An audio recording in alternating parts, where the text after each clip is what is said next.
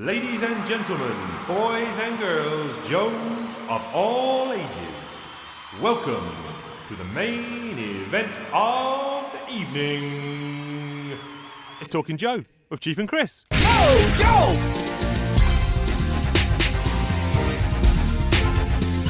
Yo, Joe!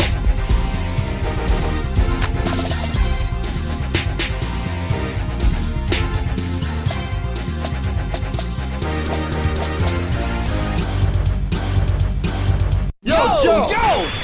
Hey, hey, hey! It's the Chief B. Joined by you, I think. Diagnostic 80 Christopher, how you doing, buddy? Yes, I am. I am well. The missus is coming down with a cold. I'm hoping to avoid that. Gross. But we'll get it out of the way now. Obviously, we're in a little bit of mourning because of the sad news of Mr. Kobe Bryant. Now, This is a little bit of old news by the time this airs, but still in the public's mind. But that was some sad news. Oh my God, just completely took me by surprise as well, as all these things always do. Yeah. But I don't know, I'm a huge basketball fan, and I have been since I was a kid, and I was a huge Bulls fan, massive Michael Jordan fan. I wanted to be Jordan. I even played semi-professional basketball up to in the 2000s. And Kobe was one of those players who kind of just transcended the game completely. I mean, he shot up the scorers charts like nobody. It was incredible. Yeah. And he was this little scrawny kid out of high school, and no one really everyone was excited when he joined the league. With the 13th pick, the Charlotte Hornets select Kobe Bryant. Greatness lies ahead for this young man. Between the legs, Kobe Bryant. Look at him, check him out. Bryant, Kobe's first All-Star move. He lobs it. Bryant. LeBron tries to chase down. Bryant. Oh! Up with the buzzer. Backs it in. Oh my God! But I think there hasn't been a player like him, really. I mean, LeBron obviously is a different type of player, but there hasn't been a player like Kobe Bryant who did the things that he did the way that he did them. And the fact that people know this guy's name that have no idea about basketball. So, and also his daughter. I mean, that is just terrible. Yeah. 9 people died in that helicopter crash as well. I mean, man, horrible stuff. For me, I was a basketball fan around the early 90s, and then I kind of got away from it, and I think I missed quite a lot of Kobe's career. I did see, it in parts, but I think for me, talking about this with someone the other day, where does he place all time? For me, I think the Mount Rushmore for me is Bill Russell, Magic Johnson, Michael Jordan, and I think I'd put LeBron on it. And I think Kobe, and you can argue that Kobe should be in that top echelon. I'm not going to disagree, but for me, I think he sits maybe with Larry Bird, Kareem, and Kobe sort of down there, just ever so slightly underneath. I think he was ever so slightly hurt in his career by the fact that I don't think he was the best teammate necessarily. Now, absolute unbridled 81 points in a game. Unbridled. Agree. Yeah. This would be 18 for 20 from the line and an 81-point game. 55 in the second half. Ladies and gentlemen, you have witnessed the second greatest scoring performance in NBA history. Unbridled talent, and a fierce competitor like Tiger Woods-ish from a competitor standpoint, and no one is ever going to argue that. But he's kind of like, imagine James Harden in 15 years. If James Harden continued to do what he's doing now for 15 years, you've pretty much got Kobe. He's not really going to pass that much. I think he led to the Shaq falling out, and I was always on the Shaq side rather than the Kobe side.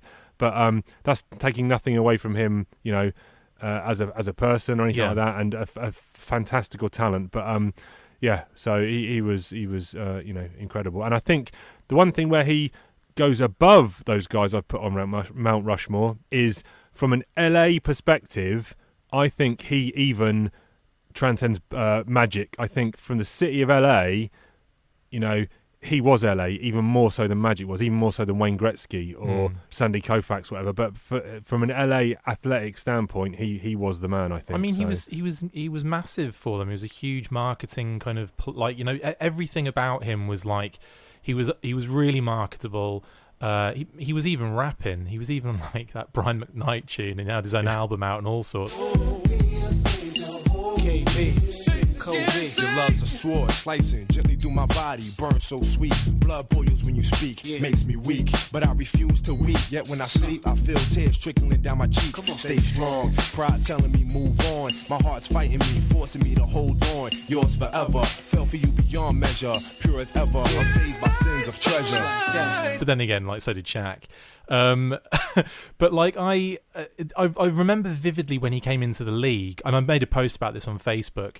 When he came into the league, I was kind of like very dismissive. I always am with young players. Like I'm always like, you've got to prove yourself. Like I like the vets. It's really, I feel really bad because it's like they've got so much to actually do, and I'm always really dismissive of young athletes coming into the game until they've scored like 40 goals in a season, or they've like hit like 80 points in a game or something. Like until that happens, like I'm always really dismissive. Like I have been with Trae Young, and Trae Young's doing amazing at the moment.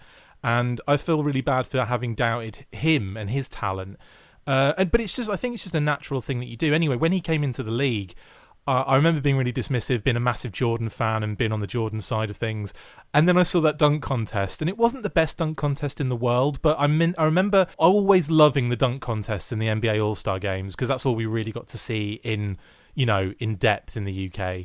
And when he did the through the legs dunk kind of thing, I remember there was a poster in like Slam or Kicks, or one of them. I think it was Slam magazine at the time. Yeah. And I remember having that poster on my wall and wanting those Kobe EQTs, the Adidas Elevation sneakers, and I wanted them so bad. And thankfully they were selling them in Norwich, and I managed to grab them.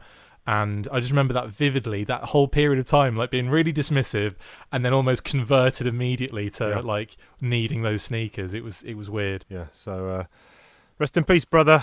Gone before his time. But sad, man. That's the end of Talking Sports this week. If we've still got any non-sports fans listening out, we're going to go into snacks now because I am hungry. Snack attacker. Chief and Chris, like Han Solo and Chewbacca. I'm travelling through hyperspace to get some snacks. Snack attacker. I think that is probably the best thing you've done, that jingle. I love that jingle. I messaged you, didn't I? And I said that's probably the greatest single achievement of my entire life. It's a good one. It's such a tune. It's like I feel like we're on a motorbike, or we're on like the Millennium Falcon hitting hyperspace or something. It's just brilliant. I'm going first this week, and a bit of a disappointment already. Not to undersell the segment. Have you poured it all over the floor already? No. It's just that it's in a similar vein to what I had last week, and just in a boring kind of sense. And it's a small little 20-gram packet, and it's Love Corn, smoky premium crunchy corn snack, smoked barbecue. So it is literally just like roasted smoked corn. But I'm gonna have a go anyway.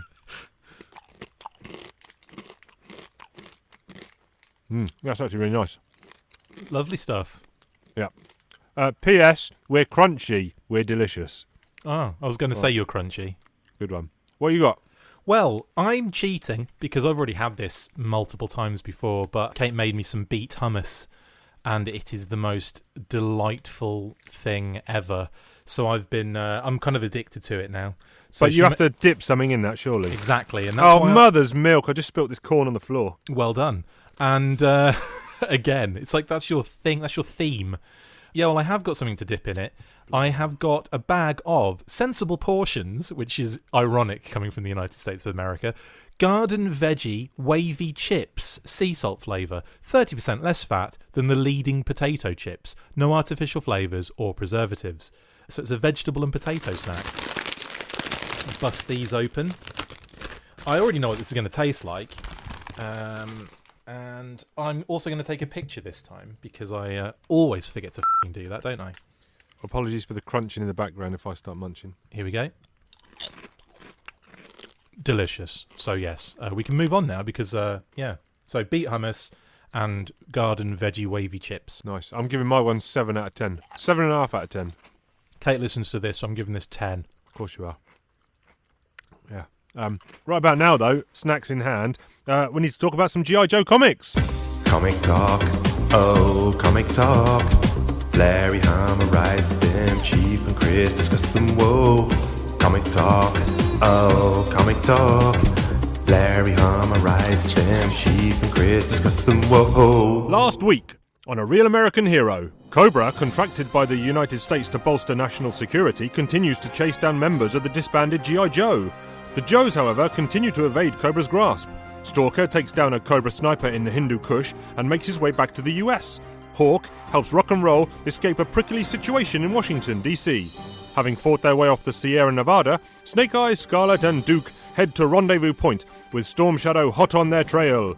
Meanwhile, Billy's behaviour becomes more and more troubling as Dr. Mindbender scrambles to figure out what Dr. Venom's menacing personality is doing inside the brainwave scanner. I like your new Clone Wars style recap. Yeah, there you go. I mean, because we're kind of doing part of a story per episode now rather than a whole arc, I think it makes sense to let the readers catch up and remind themselves where we left off last time. And I think you're totally right on that, yeah. Yeah. So we are going to rank this at the end of this episode. We're going to rank these 4 issues we covered, 156 to 159. Yeah, that's what I said, 156 to 159. Let's quickly have a look at the covers while we're here. I don't know if you've got them to hand. 158. I have, yeah. Scarlet Carrion Snake Eyes. Scarlet Carrion Snake Eyes by Augustin Padilla, and then there's an alternate cover B is by Rod Wiggum. It's Baroness and Billy in a sword fight. I have to say the Wiggum cover has the weirdest kind of like perspectives going on. Like, what is his hand and the sword guard doing? Yeah, like, I don't not understand. The greatest. No, I'm not a fan of that, honestly. And then the retailer incentive cover was actually pencils by Larry Hama for the main cover. Guess which one I prefer out of those 3? The Hama. Exactly. Yeah. I really love when Larry's pencils look really cool the way he's done it. And no disrespect to Padilla, but I don't think he's managed to capture the same the way that it doesn't look as natural as the way Larry did it, basically. Yeah, I get that. 159, we've got the main cover, which is Destro shooting off a couple of wrist rockets. Sounds like not over fan of that one. But I do like Rod Wiggum's cover. I do like Rod Wiggum's cover B, which is a Zartan Snake Eyes. With the phasing going on.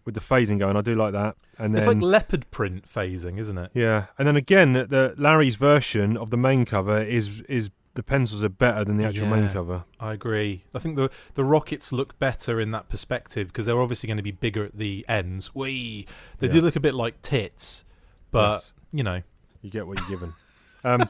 So this issue here, the start of these 2, you've got Snake Eyes and Scarlet, and they are scubaing underneath the Silent Castle. Beautiful shot. Really good shot there. Nice. And again, I hadn't really thought about this, but the bubbles, maintaining that theme of opening page single splash. Yeah, it's like it seems to be. There's only very few exceptions to this rule in G.I. Joe comics. But I love the bubbles, man. It's just I hadn't really thought about it before until I had to look at it again. I knew I loved this panel, but when the focus is drawn to it, the way we look at these comics, I'm like, man.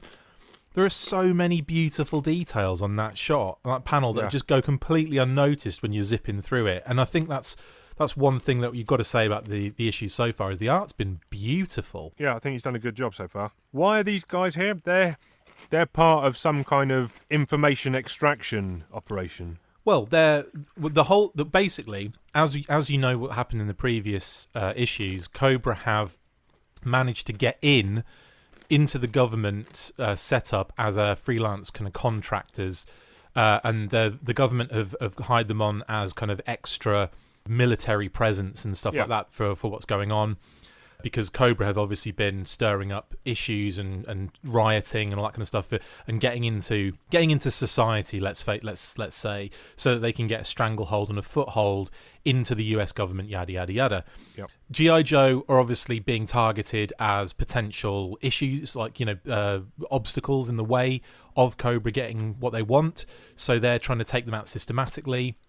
The Joes have avoided that systematic assassination so far, and what they're doing now is they're going on the offensive to Cobra to basically their overall plan is to highlight Cobra's nefarious dealings and to point out to the government who are unaware that Cobra are the bad guys at the moment. So that's why these guys are infiltrating Cobra, the castle. I'd actually made a note when reading these 2 issues. Near the end of the 2nd issue, I'd actually written a note saying there's not been much in these issues mentioning the Cobra as a defence force. Yeah. And obviously that, I turned the page and I was like, oh, there it is.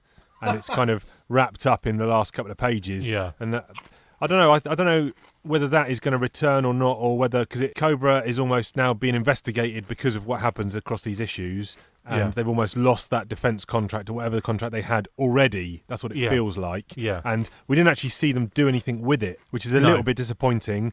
But again, like I mentioned previously, my terrible memory means that I can't remember a lot of what's coming up in these issues. So maybe that is brought up again or not. But at this moment in time, I'm a little bit disappointed that wasn't fleshed out more. Yeah, the only thing we really saw were the Cobra Troopers on the streets when Duke was driving through.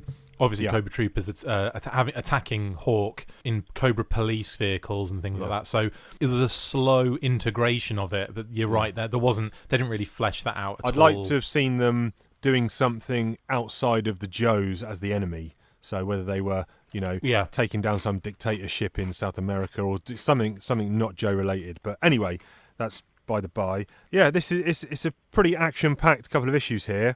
And there's an interesting bit early. Well, that panel you love with the bubbles, that carries on for a few pages, and there's a nice little fight scene with the eels. Eels up inside ya. Yeah. And there's a bit of a strange bit where some locals, I guess it is, come across what is believed to be a gypsy caravan.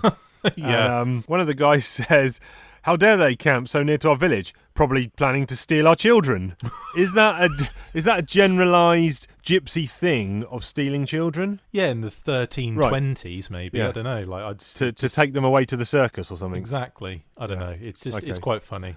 But I thought that was quite amusing. Yeah, and then we get obviously the infiltration of the castle, and Snake Eyes and Scarlet have dispatched the eel, which I really liked actually as they were coming in, and they swim past and they're saying like they've got the intel, they're taking out the cameras, they think they think they've got everything. Hopefully they haven't made any improvements since we got the intel in and so on and so forth. And then as you see them swimming off, the eel appears by pulling the little hatch out the way, and then you see him kind of go after them. So that was really cool.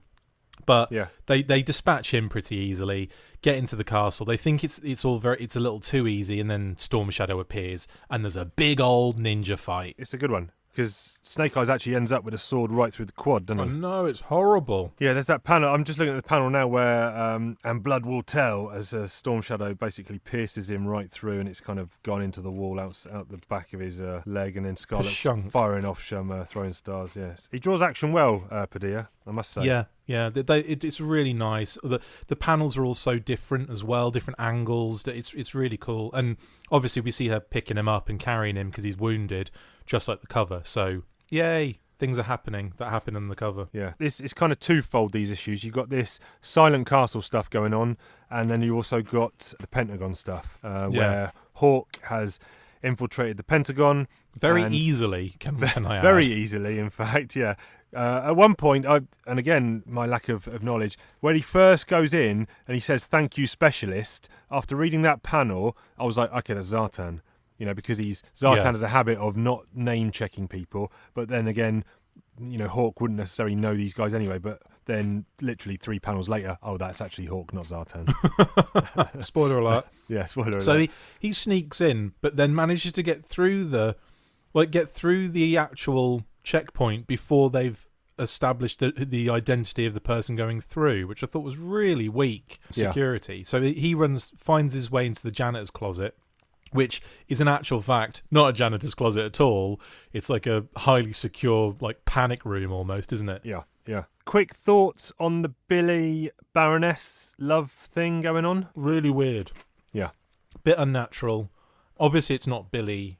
It's not Billy's mind. It's Venom. But at the same time, that's not been fully revealed yet, obviously. No, but it's like there's a panel right here where Venom is in the foreground on the TV screen. Yeah.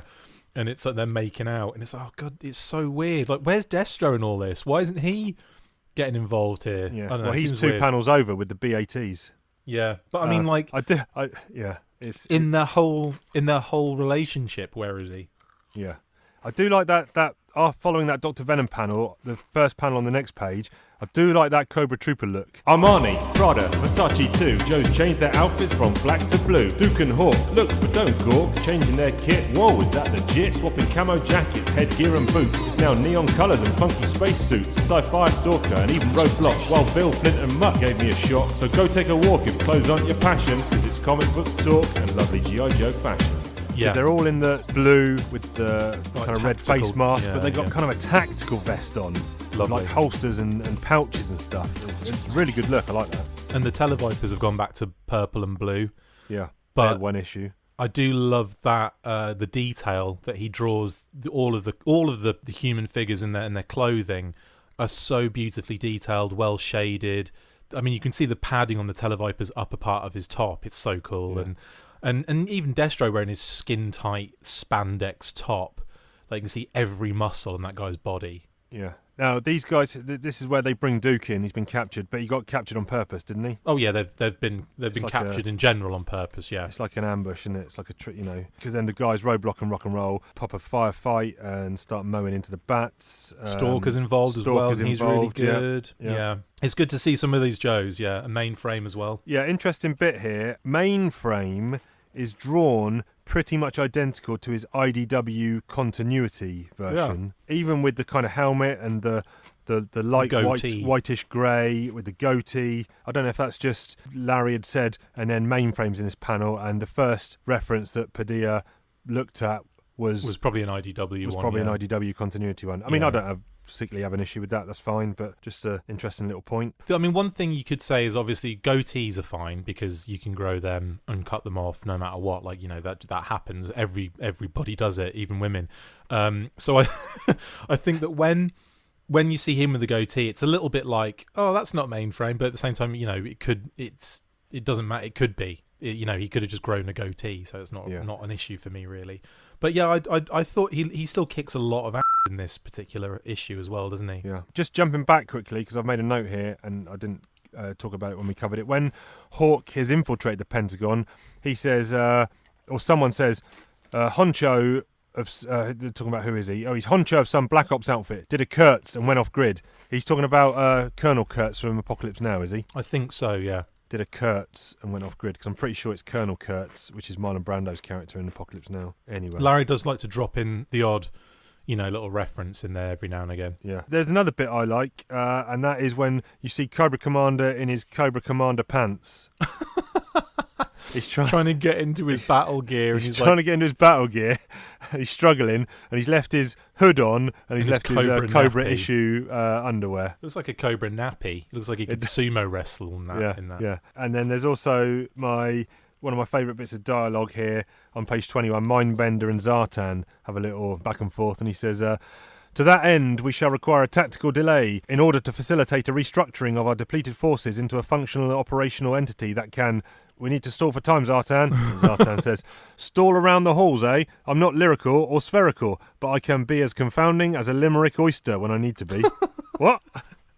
None of it makes sense to me. Whenever I read it, I'm always like, I don't know, just always over my head with some of Larry's dialogue. Yeah, and that particular issue ends in back to the Pentagon. The military guys have kicked in the door, waved in the 4-4. Kick in the door, waved in the 4-4. All you heard was Papa, don't hit me no more. And he's on the horn to the Prez. And then he's like, "It's for you." Who? Yeah. He doesn't say that, but that's what I envisioned. Yeah, that was a good issue, pretty fast paced. Yeah, and it kind of continues. The flow continues into the next issue.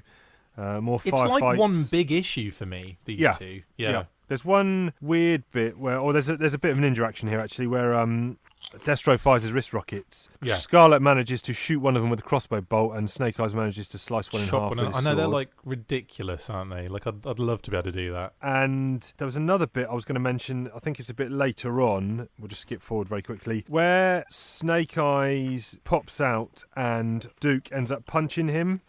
And he's like, oh, he's Zartan.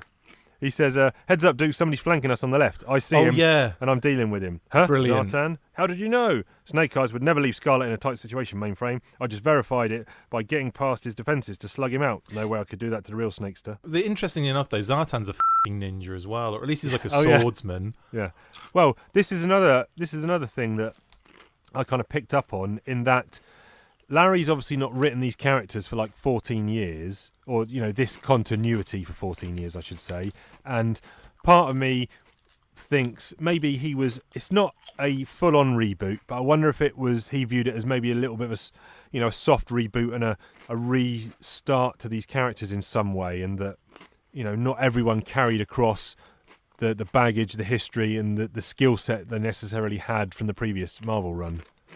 I think he definitely used it as an opportunity to maybe get back to a little more gritty, a little more military, and by treating it like a soft reboot, you can kind of play around with it a little bit. But he has always said as well that it is a direct continuation. So I don't know, it's always creatively up in the air. But if you're enjoying the comic, that doesn't bother me that he punches Zartan. I mean, Zartan probably didn't expect to be punched, being in the Snake Eyes form, so it's all those kind of things you take into consideration, I suppose, after the fact. Yeah. Now the main reason these guys are here is Mainframe's the dude, and he has hacked into the system, and he's downloading all kinds of basically all the secrets and encrypted data, encrypted Cobra data, and their dealings with the jugglers, etc.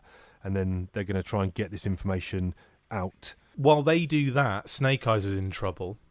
He's been kind of captured and thrown into the brainwave scanner as well. And before that, he has a bit of a one-on-one with Cobra Commander in his battle armour, and it's very reminiscent of that slam dance in the Cyber Castle. Big time. So we're getting a lot of themes, and even Snake Eyes captured, then going into the brainwave scanner. Larry's pulling up a lot of previously used, and we said in the last issue when Rock and Roll and Roadblock are on the run, and that was from back in the late 70s, early 80s issues, etc. So I think he's reusing a lot of stuff he's used before. Yeah. Now, whether that's, again, his... I feel like it's a technique in order to bridge the gap.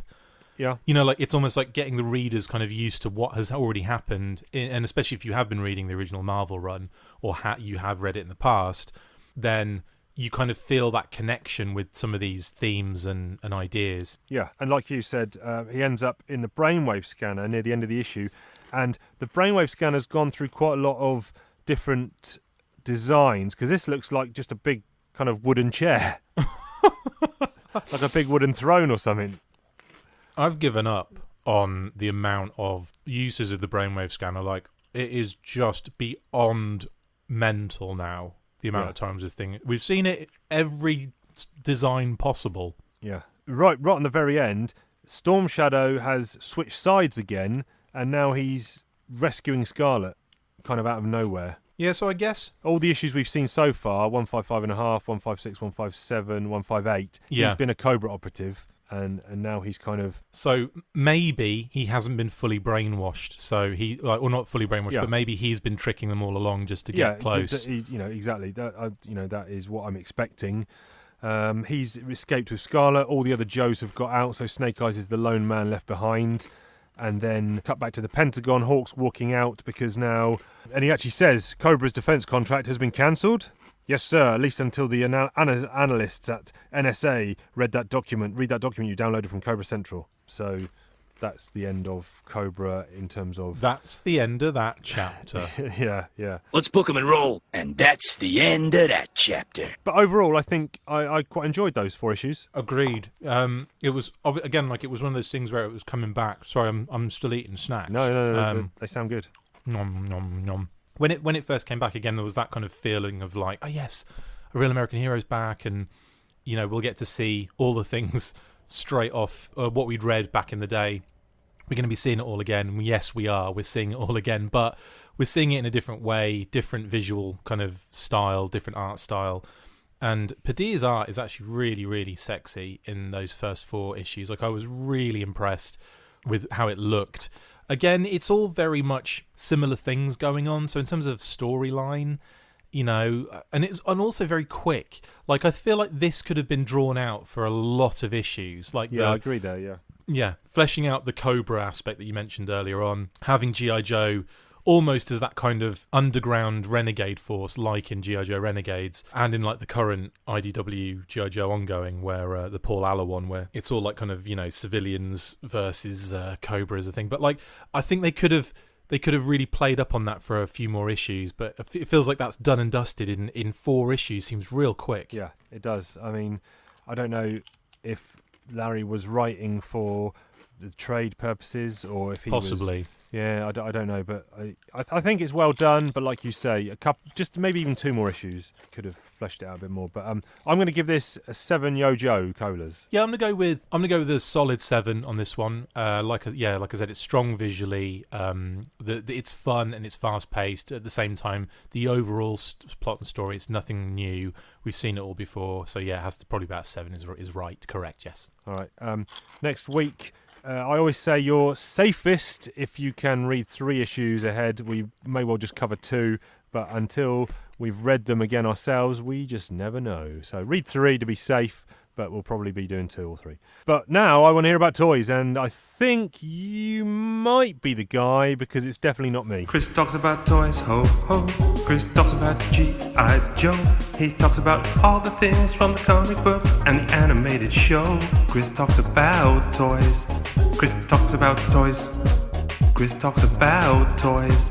Chris talks about toys.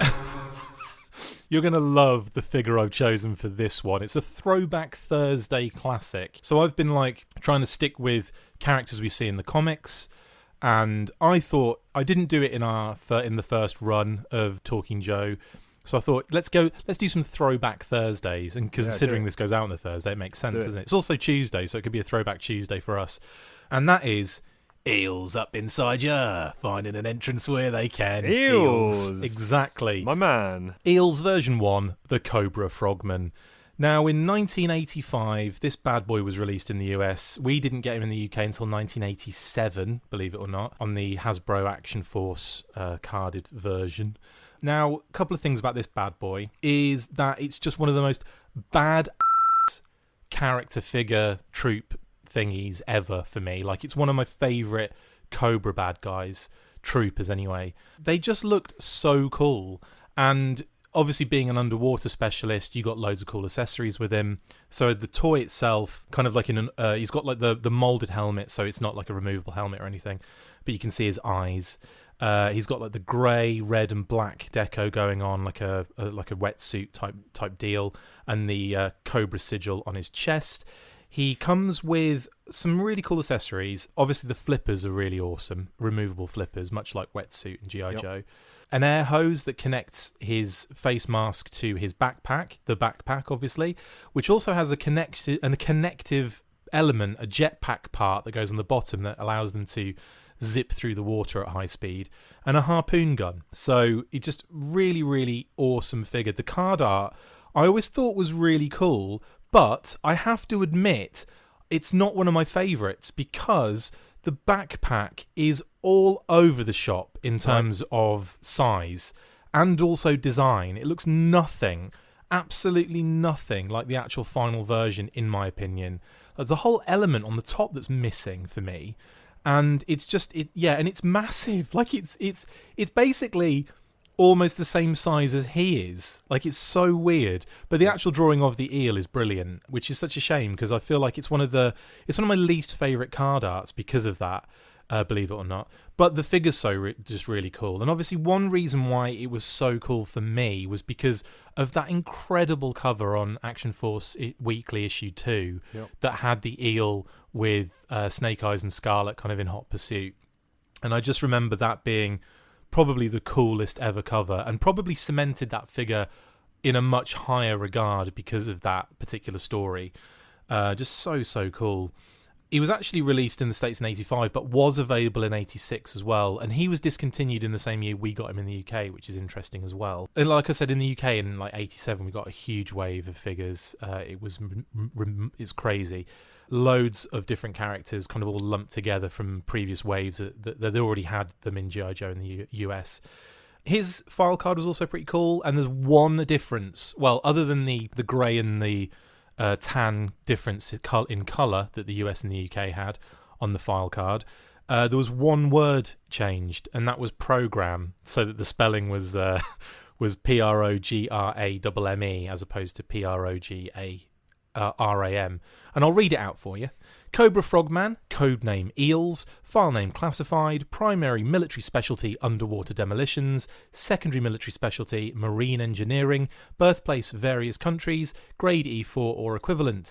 Eels are the underwater demolition specialists of the Cobra Legions. They man and operate the Cobra Marine outposts disguised as offshore drilling rigs and augment the crews of larger Cobra naval vessels. Eels undergo a rigorous 2-part training program in the warm shark and pirate-infested waters of the Cayman Islands in the Caribbean and in the frigid dark depths of the North Atlantic. Their training regimen includes marine structural engineering, explosive ordnance, underwater fighting techniques, and marine geology. So, really, really awesome figure. I love the eel very much. Now, obviously, I've mentioned they appeared on the cover of Action Force. They're also in the Sunbow cartoon.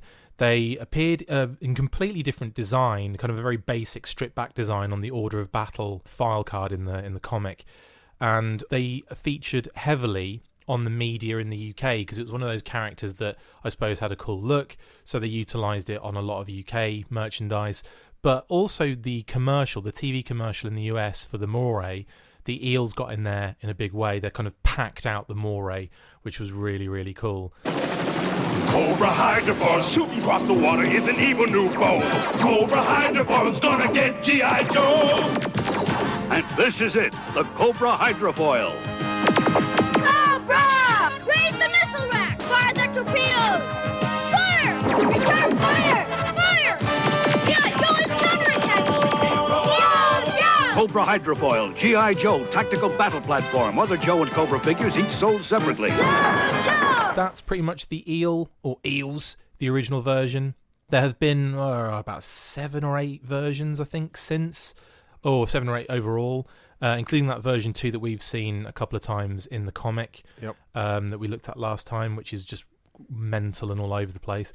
But they have been done in the modern era for 25th anniversary for, I think, Rise of Cobra, and then for the 50th anniversary as well. So yeah, that's the Eels. Good stuff. More toys next week. But right now we need to confuse some people because it's time for over-egging the pudding, aka British colloquialisms. I think I said it the wrong way around. I think it's British colloquialisms, aka over-egging the pudding. We got a pudding, we're gonna egg it. We got a pudding, we're gonna over-egg it. We got a pudding, we got no criticisms. That means it's time for some British colloquialisms. Both of them work. So don't even know my own segment. What, do you want me to go first? Yeah, go on. So I can remember if I've done this before or not, but I have in the past utilised some of my dad's famous sayings. I say famous in the MacLeod household, nowhere else, and possibly the Kirkwood household because I've continued the legacy overseas. Strong. But one of them I always found really funny and must have been made up by him because I can't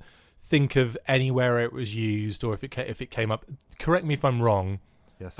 Again, I haven't checked on this. I haven't asked Dad if I can use this copywritten terminology yet. All right, I'm excited now. And that is the term as smooth as a tube of crisps. Definitely have not used that, and I have not heard that because I thought the saying was smooth as a baby's bum. Yeah, well, I mean, there are plenty of sayings. But I think I prefer his one. Yeah, tube of crisps, amazing. And I think it's when Pringles came out for the first time. I think that's when I started hearing that a lot. But it's always made me laugh, and I feel like it's only utilised in our household. So I've said it a few times as well, and to the astonishment of people, like, just what? Yeah. So yeah, as smooth as a tube of crisps. Very good, very good. My one, actually, before I go on to my one, I'm going to do a call back to a previous one very quickly because I just had a text message from my mum. And I don't know if I did this one when you were on the show when it was Ben, but I had a British colloquialism, I think it was you, Jimmy Shearing. And that was... yeah. Localised to about 10 people, and it was a guy called Jimmy Shearing who, whatever happened to him, it was always what he wanted. He was riding his bike down the street and he would fall off of it and he'd say, "Oh, I wanted to get off here." Or Brilliant. He broke his ladder in two. "Oh, I wanted 2 short ladders." So if something went just right when you think it's going wrong, that's called Jimmy Shearing. And she's just texted me saying, "Morning." So it was actually not just now, it was about 6 hours ago. "Morning, just had a Jimmy Shearing moment. I knocked over a jug of water, filled the cutlery drawer, made it soaking, but it's a drawer I meant to clean out for a while now. All done." So well done. She had a Jimmy Sheeran. That's adorable. My British colloquialism this week, and I don't know if this is used outside of the UK. I'm sure it is used in other places, but it's gutted. When you'll be gutted if it is used in the US. Yeah, news of Kobe unfortunately dying in the helicopter accident. I was absolutely gutted. So just to mean, disappointed, distraught, kind of, not good, gutted. The feeling as if you've been gutted. Yeah. Yeah. When your team loses in the Super Bowl, gutted. Actually, just very quickly, who wins the Super Bowl? Because by the time this goes out, it'll be Super Bowl weekend, and then our following show will be post-Super Bowl. So who wins? I'm going to say Kansas City Chiefs. Okay, you heard it here first, Kansas City Chiefs. I'll take the 49ers then, just for... at least one of us can be right. 49ers will probably score 49 points, but the Kansas City Chiefs will score 65 points. Yeah, that's it, yeah. And I will turn off at half-time, is what you're saying. You'll turn off in the first quarter. If there's more... Right, proclamation. If there's more than 21 points in the first quarter, Chiefs going to bed. Okay. Anyway, I hope there's not, because I actually want to watch it. But I stick to my word. Let's find out. What time's it on over there? It starts at 11 a.m. UK time. No, not at all. 11 p.m. Yeah, 11, 12, 1. So it'll finish about 3. No, but it's extra long. Yeah, because it's extra long because that's stupid halftime. I don't know who's doing the halftime. I don't know. Don't know. I have not been paying attention at all, really. No. Well, this is the part of the show now where I'm not asking you a question, you're not asking me a question, because... Listeners answer a question. Listeners answer a question. Posed by us, just for you. Listeners answer a question. So I forgot to put the question out on a Sunday, which is what we've kind of done, so at least we get a good 2 full days of responses. And I messaged you about 2.5 hours ago saying I forgot to put a question out. So I put a question out and we'll just see. I said we'll see if we get enough responses. So if you are still responding to this past 8 p.m. UK time, I guess 3 p.m. Eastern time on Tuesday, unfortunately you won't have made the cut, but please do keep responding. And the question was, with the new Snake Eyes movie coming out soon, what kind of incarnation, what version of the character would you like to see, and have you got any concerns? Now, that was a can of worms. Now, I don't want to offend anyone. I hope I don't, because I'm a lover, not a fighter. And as Michael Jackson said, but there seems to be a lot of negativity. Now, I'm not embedded in the G.I. Joe community. Outside of this podcast, I do. I'm not really that involved in the community. But there seems to be a lot of negativity. And I'm just going to read out a few responses. And this is, again, I'm not having a go at anyone or judging anyone or anything, but let's just read out a few. These are from Twitter. The previous live-action Joe movies left much to be desired. They won't follow real American hero lore, as selling that to the international market would be a challenge. I figure having low expectations makes it easier if it's not great. I can see, that's fair, I guess. Agreed, yeah. I actually like the Vietnam vet commando version from the early comics the most, even though ninjas are unquestionably badass. Yeah, that's fair. Biggest concern is they changed his ethnicity and the whole killed his father story they are adding. What difference does it make, seriously? I'm not overly fussed on whether they change his ethnicity or anything. I mean, look, at the end of the day, I don't know who's making the movie. I don't know what company it is. But Paramount. They're not going to 100% surely market it just for G.I. Joe hardcore fans, because that is then limiting their catchment audience, their audience. So they might as well make it more broadly appealing. So I'll tell you why they've gone the way they have is because they find that the China market and the kind of Asian market is huge for these kind of branded films. Like Bumblebee did big numbers. In fact, the numbers in China helped Bumblebee kind of do like what would have been mediocre numbers to doing good numbers, right? Overall, so like without that market, they kind of they lose out. So to kind of aim at a market that is massive, like can only be a good thing for G.I. Joe as a brand. Now, I've gone over this like a million times, but it never really seems to kind of... I'm not saying I'm explaining, no one knows what I'm talking about, but it always seems to get missed in that Transformers, let's use that as an example. When Michael Bay did the Transformers live-action films, yes, they were utter garbage. I, as a G1 fan and as like a fan of Transformers for many, many years... like, I enjoyed the first one to a degree, but the rest of them you could just I don't, I'd never watch again. They're just absolute garbage, right? But what he did for that brand was literally give us so much more and allowed the brand to cater directly to collectors of that era as well, like with Masterpiece and with, look at the toys that come out for Transformers. It's remarkable. Yeah. And if you want G.I. Joe to be successful again, then I'm afraid you have to just open it out. If it's not selling the real American hero vibe, which, let's face it, is what, even though people will argue and say, well, Rise of Cobra was an international team, yeah, but it was corny as and it was effectively just an American action movie. The retaliation, was better, but certainly was certainly better than Rise of Cobra. But it was a real American hero vibe, and guess what? It didn't break the fucking bank. It didn't do the numbers you want it to do. Yep. So they're trying something different, and they're aiming at a market that has shown an interest in some of these kind of brands. So why not? Let's try and crack that market to see if we can get something successful out of this. Yeah. I certainly think, for one, that's a good thing. Two, the ethnicity thing has got to stop. This has got to come to an end now. I've got some more. Here's some Instagram response. We had good responses, in the short time. Just hope they don't F it up like the movies. I hope somehow Timber's in it. Oh, that would be so good. There's another one. Every time I hear news about the new Snake Eyes character for the movie, I get more and more concerned. Firstly, they hire Henry Golding, who has zero action movie experience. I guess they thought all Asians knew Kung Fu. Then the actor insinuates we'll see Snake Eyes' face a lot.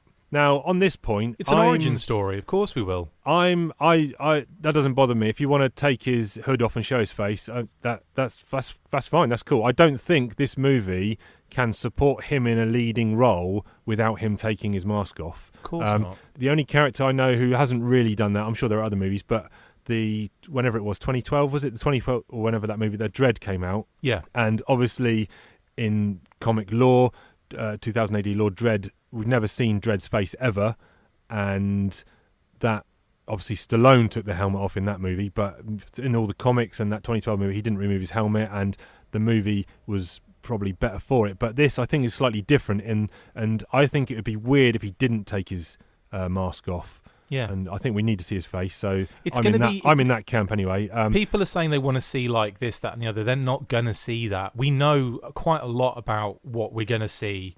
And it's going to be different than what we know. You know what I mean? There's a lot of talk about them trying to cover a lot of different elements and a lot of different eras and that kind of stuff. But let's face it, we're going to see a different G.I. Joe story here. And I think people just have to wind their neck in and check it out before they make that judgment of whether it's good for the brand or not, Right. I'll just finish off these Instagram ones because everyone who's responded, I do want to give them their props and read out their comments. I hope they don't make him talk.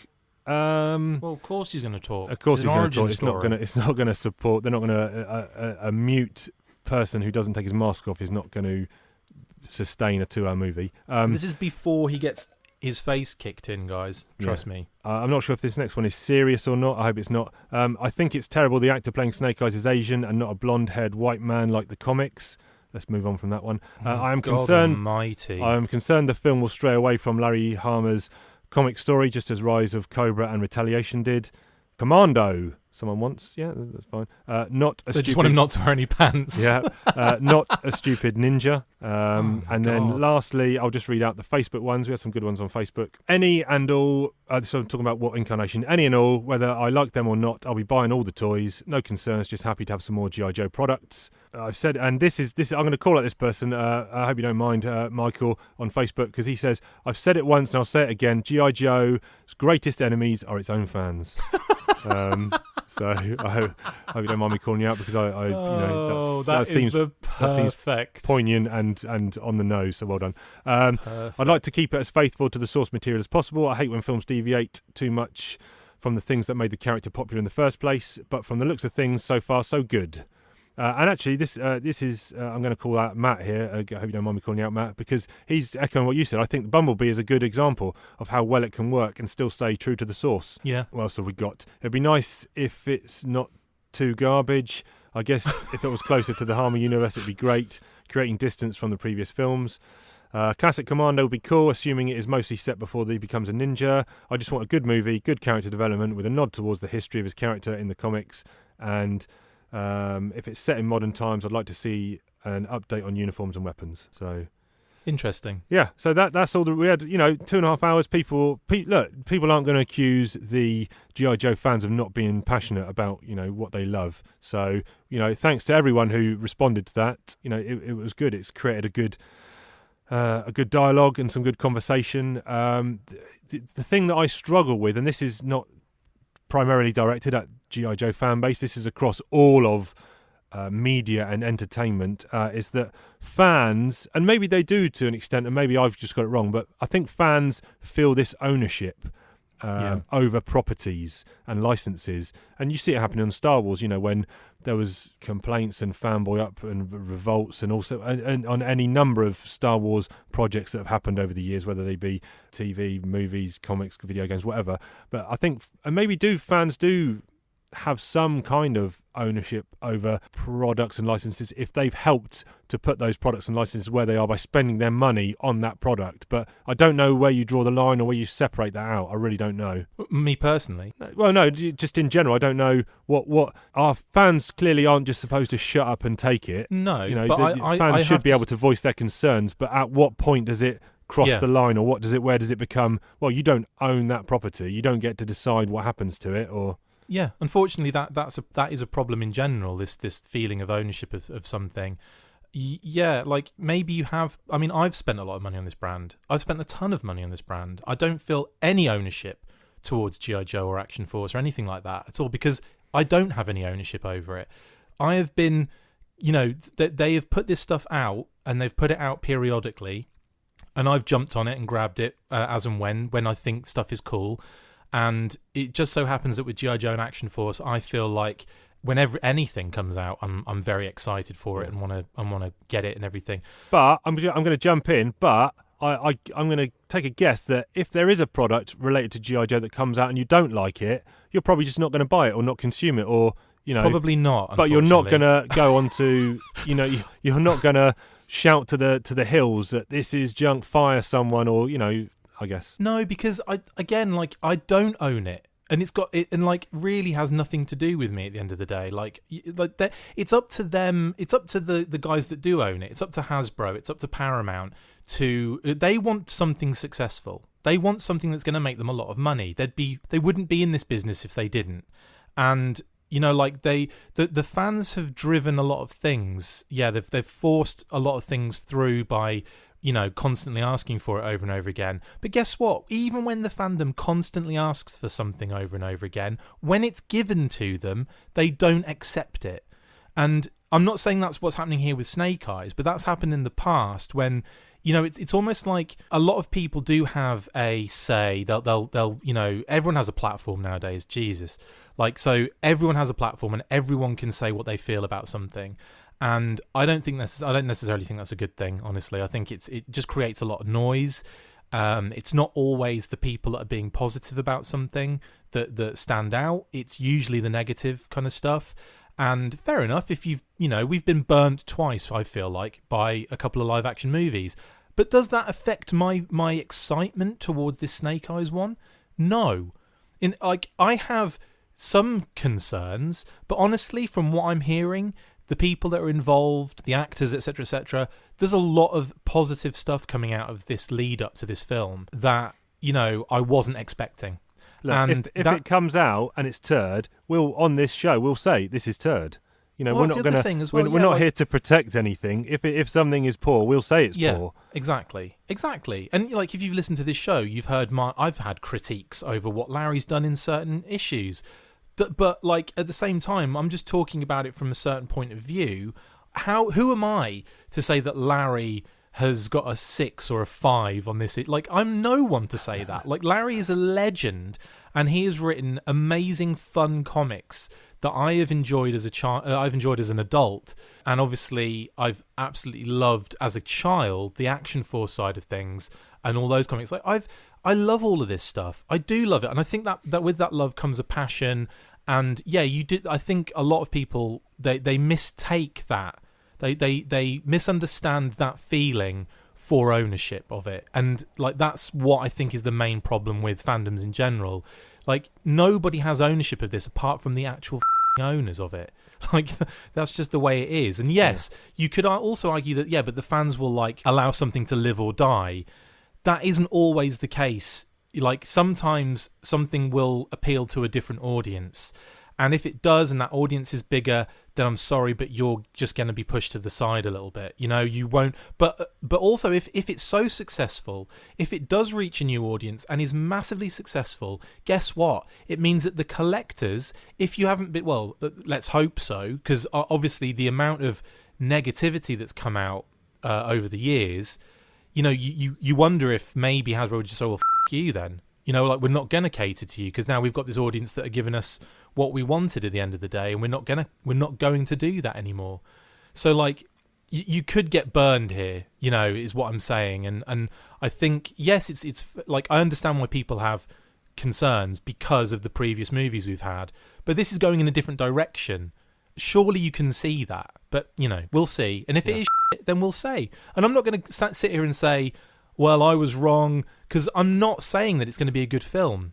I'm not saying that at all. I'm saying you need to wind your f***ing necks in, especially when you're touching very seriously dangerous topics that have nothing to do with the brand and its success. Yeah, I think you've summed it up well there. And I think what I'll just say is it's easy to judge and make bold statements without having consumed something first. Yeah, big time. Fair enough to say, well, look, the previous Joe movies, they weren't my cup of tea, so this one is clearly going to follow the same suit. You don't know that, do you? So let's just wait and see, I guess. There you go. We stir it up on Talking Joe every week. Well, maybe not every week, but that was good. So again, we want to thank everyone who did contribute there. Apologies if we've missed off your responses, but it's good. Everyone loves healthy debate. Masturbate. Yeah.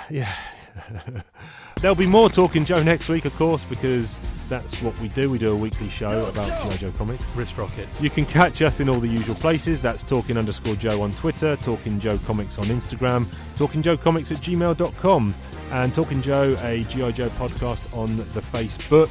Where can the fine people find you, sir? You can find me at Diagnostic80 on Twitter and Instagram, and you can also find the Full Force podcast on Podbean, iTunes, Stitcher, YouTube, Patreon, Facebook and Twitter.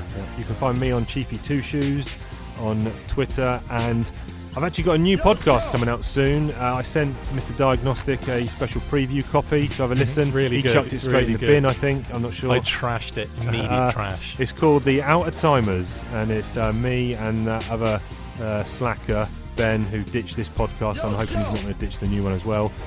We are discussing... you know what's going to happen, don't you? You're going to fill in. 5 episodes in, I'm giving you a call. But yeah, Chris, so we're going to be talking about movies, comics, TV. It's like this show, but minus G.I. Joe, effectively.